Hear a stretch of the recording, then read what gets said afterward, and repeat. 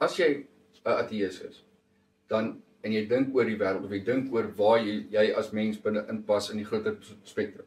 Metafisika is die grondliggende filosofiese subdissipline, as mens dit so wil stel, wat vra oor die aard van die werklikheid. Dit klink baie kompleks. Wat dit beteken is, as jy dink oor jou lewe en die wêreld waarin jy is en waar jy jouself bevind, het jy 'n bepaalde blik daarop. Jy het 'n bepaalde manier hoe jy na die wêreld kyk.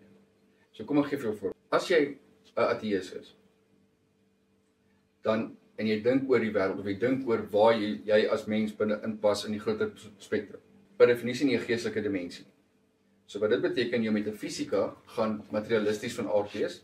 So als is net materie, dis net, jy weet, molekules en atome, wat ook al.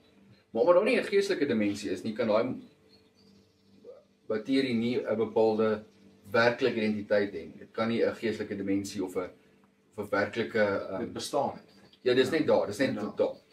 Die klassieke metafisika sê daar's beide 'n geestelike en 'n spirituele element. So 'n praktiese voorbeeld sal wees.